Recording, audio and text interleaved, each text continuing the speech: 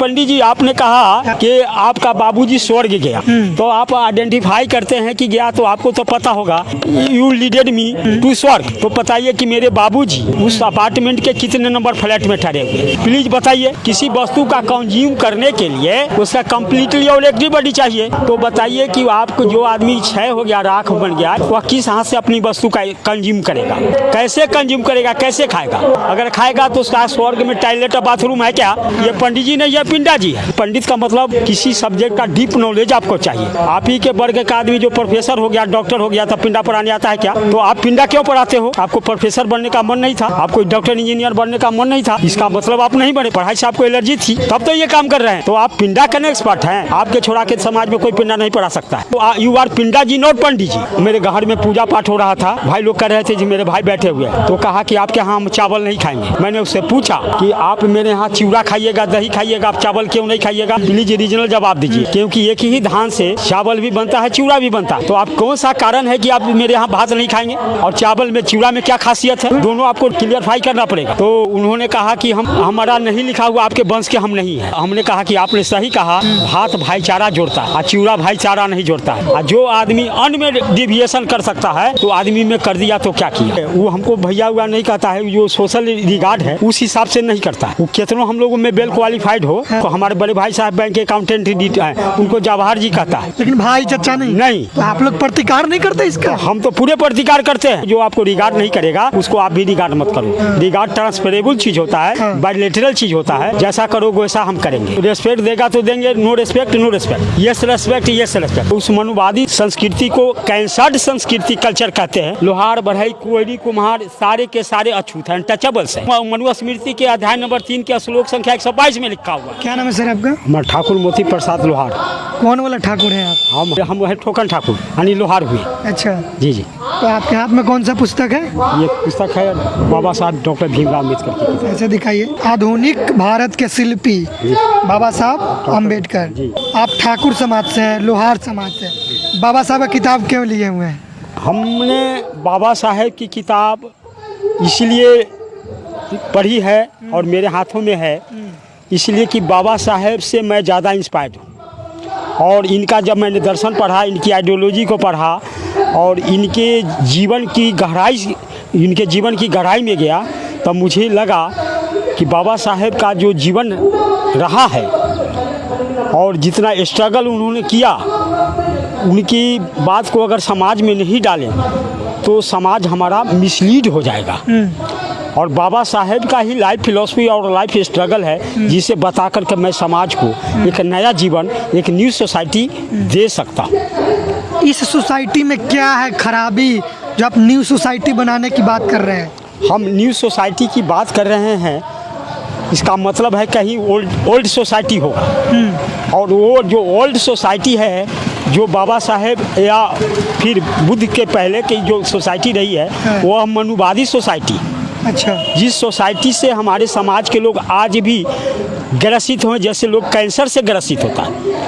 और एक शब्दों में अगर कंक्लूड करूं तो उस मनुवादी संस्कृति को कैंसर्ड संस्कृति कल्चर कहते हैं, क्योंकि आज तक जो लोग पढ़े लिखे हों, चाहे जिसने अर्निंग करी, उनका जो अर्निंग का 90% जो है मिसयूज हो गया। मेरा हायर एजुकेशन जो है वह साइकोलॉजी में हुआ।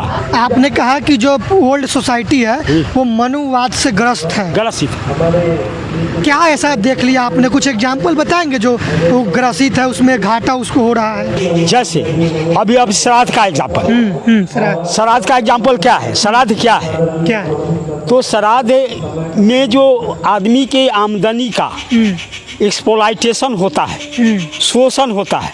और शोषण का आधार है कि तेरी माँ, तेरे पिताजी, ये जो लोग इस दुनिया को छोड़ चुके हैं, वो उनको मुक्ति मिलेगी। मुक्ति मतलब स्वर्ग जाएंगे। और ये जाएंगे तो सही तो बात है। तो स्वर्ग जाएंगे ये कह करके लगाता है, लेकिन मैं पूछता हूँ कि अगर स्वर्ग जाएगा तो स्वर्ग अगर जाएगा तो स्वर्ग में जहाँ ठहरेगा, जहाँ कोई ठहरता उसको लॉज बोलते हैं या अपार्टमेंट बोलते हैं। बिल्कुल। तो अगर गया तो कहीं ना कहीं स्टे किया होगा, तो वो जो अपार्टमेंट का जो फ्लैट होगा उसका नंबर होगा, तो जो भेजेगा उसको तो बताना चाहिए कि आपका बाबूजी उस अपार्टमेंट के इतने नंबर फ्लैट में में ठहरा हुआ है। तो अब तो मिसलीडेड नहीं है। अगर किसी को आप आइडेंटिफाई करते हैं और उसका सही पता नहीं बताते हैं तो ये समाज के साथ धोखा है। तो अभी तक आपको नहीं पता चला कि कौन से फ्लैट में कौन गए? ये ब्राह्मणों ने हमको नहीं बताया। आपने सवाल किया कि पंडित जी आपने कहा हाँ। कि आपका बाबूजी स्वर्ग गया। आई कंसाइडर योर थॉट। ओके। आपके कंसाइडर का मैं विश्वास करता हूँ। तो आप आइडेंटिफाई करते हैं कि गया तो आपको तो पता होगा। यू लीडेड मी टू स्वर्ग। तो बताइए कि मेरे बाबूजी उस अपार्टमेंट के कितने नंबर फ्लैट में ठहरे हुए? अच्छा। प्लीज बताइए। और हम आपको कंसेप्ट को एक्सेप्ट करते हैं। तो उन्होंने कहा या नहीं तो आपके भी पिताजी मरे, आपके भी पिताजी इस दुनिया में नहीं है। तो पहले आप बताइए कि आपके पिताजी भी स्वर्ग गए होंगे। तो आप किस आधार पर कहते हैं कि आपके पिताजी स्वर्ग गए? आप हमको बताना पड़ेगा। आपको जवाब नहीं दिए। उन्होंने जवाब नहीं दिया। हाँ। तो हमने कहा कि तो आप इसका मतलब है समाज को झूठ बोल के ठग के ले जाते हो। वो ये भी कहते हैं कि पिंडदान करेंगे और ब्राह्मण भोज करेंगे तो जो मृतक है उनका आत्मा नहीं भटकेगा। तो आत्मा के सिद्धांत को आप मानते हैं या नहीं? मैं आत्मा के सिद्धांत को नहीं मानता हूँ। क्यों? क्योंकि इसमें बुद्ध ने कहा कि आत्मा नाम की कोई चीज़ नहीं होती। कैसे? आत्मा नाम की कोई चीज़, उनकी अपनी फिलॉसफी है। मैं बुद्ध की फिलॉसफी की बात करता हूँ। तो कैसे नहीं? बुद्ध की फिलॉसफी उन्होंने कहा कि आदमी जन्म लेता है और पृथ्वी पर एक बार उनका जीवन मृत्यु सत्य है। हाँ। रीबर्थ नहीं होगा। रीबर्थ होता तो जितने रिलीजन्स है इस वर्ल्ड में पुनर्जन्म नहीं होता है। तो सबों का होना चाहिए। अगर रीबर्थ होता तो मैंने उसको उदाहरण दिया कि 13 के बाद आदमी जब मरता है तो उसका बॉडी को सेडिमेशन के 3 तरीके हैं। हाँ। या तो पानी में बहा दो, हाँ। या अग्नि को दहन कर दो, या मिट्टी में दफन कर दो। वह मिट्टी में मिल गया। किसी वस्तु का कंज्यूम करने के लिए उसका कम्प्लीटली और एक्टिव बॉडी चाहिए। तो बताइए कि आपको जो आदमी क्षय हो गया, राख बन गया, इसमें टर्न इनटू एश, वह किस हाथ से अपनी वस्तु का कंज्यूम करेगा? कैसे कंज्यूम करेगा? कैसे खाएगा? अगर खाएगा तो उसका स्वर्ग में टॉयलेट और बाथरूम है क्या? ये आपको बताना पड़ेगा। तो उन्होंने कहा कि आपको मानना है तो मानिए, मत मानिए। तो हमने कहा कि मेरे सोसाइटी में आ गए तो आपको गर्दन तक कम निकालूंगा। तो हम धोखा खाए हुए समाज के लोग। कल्चरली हमारा समाज गुलाम, कल्चरली बात करते हैं। कैसे गुलाम है कल्चरली? अगर कल्चरली गुलाम नहीं हो, कल्चरली इसलिए गुलाम है कि जाता है और कहता है कि पंडित जी नहीं आया तो उनके थॉट का गुलाम है और दिमाग से गुलाम होता है। मैं उसको मेंटल स्लेवरी बोलते हैं। Mental slavery. हाँ। जो कितना भी पढ़ा लिखा आदमी हो लेकिन मेंटल स्लेवरी से मुक्ति नहीं मिली है। मानसिक गुलामी। तो मानसिक गुलामी से बड़ी कोई गुलामी नहीं हो सकती। हमारा मूल्यवासी संस्कृति। क्या कहना चाहते हैं कि वो ब्राह्मण को नहीं बुलाए? नहीं बुलाए। क्यों नहीं बुलाए? अगर नहीं बुलाएंगे तो उनकी जो आमदनी है पिता को स्वर्ग के नाम पर भेजने के लिए, या ऐसा 9 27 28 के नाम पर जो कल्चरली उन्होंने नया सिस्टम लॉन्च किया है, सब उससे मुक्ति मिलेगी। तो एक दिन आर्थिक रूप से इकोनॉमिकल सफिशिएंट होगा और उसके बच्चे कभी किसी पैसे के लिए, अच्छे जीवन जीने के लिए और बेटर लाइफ जीने के लिए मोहताज नहीं रहेगा, क्योंकि जो कमाएंगे उनका पैसा रेस्ट रहेगा। आपको ये बताना चाहता हूँ कि सबसे पहले मनुवादियों ने क्या किया। कोई भी आदमी सोचता है अपने एजुकेशन के बदौलत, और ये बात जो है एकदम सख्त है। ये मनुनाइजेशन के आधार पर कि 3 चीज़ों से हमको वंचित किया, वह है शिक्षा और संपत्ति। और अपने धर्म ग्रंथों में लिखा कि नारी शूद्रंग शिक्षा न दहिता। ये बहुत बड़ी साजिश है। क्या मतलब हुआ इसका? इसका मतलब नारी और शूद्रों को शिक्षा मत दो। तो आप शूद्र हैं? जी मैं शूद्र हूँ। लोहार शूद्र होता है? लोहार शूद्र होता है। शूद्र तो SC ST होता है। नहीं, ये जितने 90% के लोग हैं। हाँ। शूद्र के 2 भाग हुए, शूद्र को डायरेक्ट और इनडायरेक्ट। तो ये जिसको SC ST कहते हैं वो डायरेक्ट है, और बाकी के जो लोग हैं वो इनडायरेक्ट।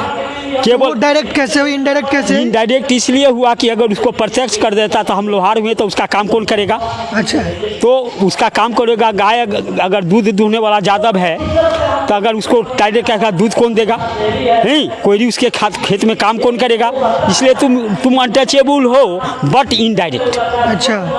और SC/ST डायरेक्ट अनटचेबल है। डायरेक्ट अनटचेबल है। हाँ। अनटचेबल्स के 2 पार्ट्स हैं, तो मैं इनडायरेक्ट टचेबल हूँ, ये मुझे पूरा पता है। कैसे आपको लगा, कभी समाज में ऐसा एहसास हुआ ये मुझे लोहार समाज के साथ ऐसा हो रहा है? लोहार समाज के साथ मोस्टली हो रहा है। कैसे हो रहा है बताए थोड़ा। क्योंकि लोहार समाज को मनुआ स्मृति में भी मैंने पढ़ी, हाँ। उसमें लिखा हुआ है, स्मृति थोड़ी है, मनुआ स्मृति की बातें ही इसमें है। अच्छा। इसमें बहुत मनुआ स्मृति की बात है, पूरी मनुआ स्मृति पर यह टिका हुआ है। ठीक है, बोलिए।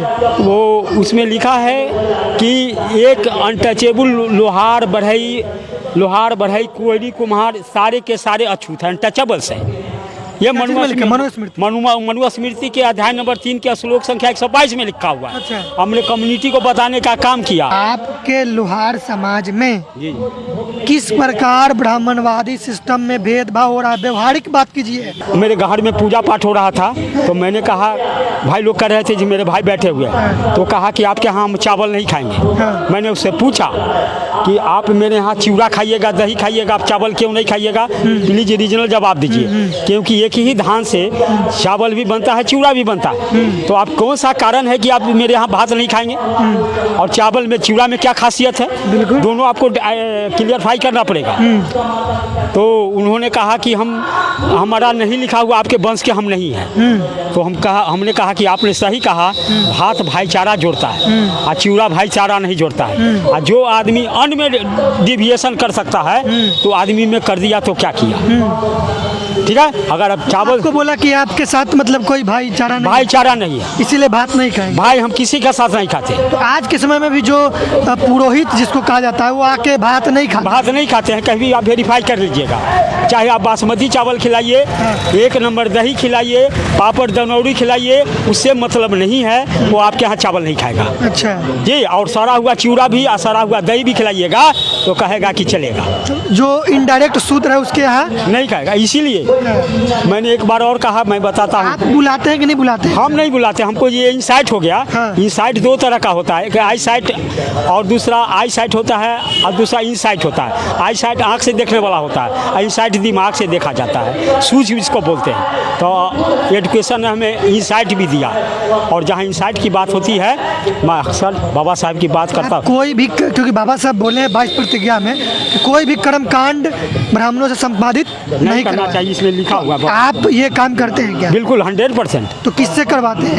वो हम मूल्यवासी सांस्कृतिक मंच के द्वारा करवाते हैं। हम कितने कार्यक्रम आप अभी तक करवा लिए हैं? अपने घर में भी मैंने 2 करवाया है। 2? हमारी बच्ची भी, हमारी पत्नी भी सबसे दूर है। मैं अपना बेटा की भी शादी किया हूँ, तो ब्राह्मण नहीं आया।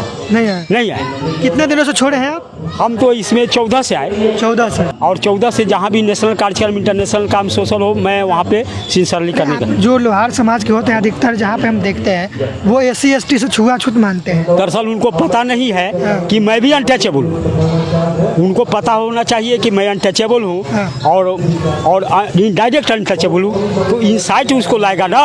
और ऐसे 2-4 लोग हमारे अंदर में आए हैं। SC/ST समाज के जो लोग होते हैं, तो उनके यहाँ जो पुरोहित आते हैं जी सब कुछ करवाने, कर्मकांड पूजा पाठ संपादित करवाने, तो वो उनके यहाँ पानी तक नहीं पीते हैं। जी। और उनका जो लैंग्वेज होता है, जो SC/ST समाज का लोग है, जिसे अनटचेबल कहा जाता है, उसके बड़े बुजुर्गों को भी चचा या दादा या भैया नहीं पुकारते हैं। तो आपके समाज के लोगों को, वो जो आते हैं, वो लोग जिसको आप लोग 10% कह रहे हैं, वो लोग चचा भैया दादा कहते हैं या सिर्फ नाम लेकर बोलते हैं? देखिए, वो हमको भैया हुआ नहीं कहता है, जो सोशल रिगार्ड है उस हिसाब से नहीं करता है। आप लोग के भी नहीं? हम लोगों को भी नहीं करता है। वो कितनों हम लोगों में बेल क्वालिफाइड हो, बेल को हमारे बड़े भाई साहब बैंक के अकाउंटेंट हैं, उनको जवाहर जी कहता है, लेकिन भाई चचा नहीं। तो आप लोग प्रतिकार नहीं करते इसका? हम तो पूरे प्रतिकार करते हैं। और यही इंसाइट में पैदा करना का चाहता हूँ, जो आपको रिगार्ड नहीं करेगा उसको आप भी रिगार्ड मत करो। रिगार्ड ट्रांसफरेबल चीज़ होता है, बायलैटरल चीज़ होता है। जैसा करोगे वैसा हम करेंगे। कोई रेस्पेक्ट देगा तो देंगे, रेस्पेक्ट देगा तो देंगे। No respect no respect, yes respect yes respect. इस बेसिस पर मैंने कि जो पंडित जी कहते हैं, मैंने कहा ये पंडित जी नहीं, ये पिंडा जी है। ये आप पंडित जी नहीं है, आप पिंडा जी हो। कैसे? तो मैंने कहा कि पंडित का मतलब किसी सब्जेक्ट का डीप नॉलेज आपको चाहिए। आप ही के वर्ग का आदमी जो प्रोफेसर हो गया, डॉक्टर हो गया, तब पिंडा पढ़ाने आता है क्या? तो आप पिंडा क्यों पढ़ाते हो? आपको प्रोफेसर बनने का मन नहीं था, आपको डॉक्टर इंजीनियर बनने का मन नहीं था। अगर उस विषय को आप आपने नहीं पढ़ा, पढ़ने के समय आप निगेटिव हो गए, इसका मतलब आप नहीं बने, पढ़ाई से आपको एलर्जी थी तब तो ये काम कर रहे हैं। तो आप पिंडा करने एक्सपर्ट हैं, आपके छोड़ा के समाज में कोई पिंडा नहीं पढ़ा सकता है। तो यू आर पिंडा जी नॉट पंडित जी। आप केवल और इस समाज में केवल आप ही का वर्ग के आदमी, पंडित जी का निम्न वर्ग के आदमी जो उसको पिंडा जी कहते हैं, और समाज जान गया है कि you are not Pandit ji but you are पिंडा जी बनली। तो इसे समाज में जो कुव्यवस्था है और उसका जो पुरोधा पिंडा जी है, उसी पिंडा जी का फंडा खोलने के लिए ये समाज का मूल्यवासी सांस्कृतिक मंच लगा है। जय भीम भी बोलते हैं क्या? जय भीम बोलते हैं। बोलिए तो। बोलिए जय भीम, जय मूल्यवासी, जय बुद्ध।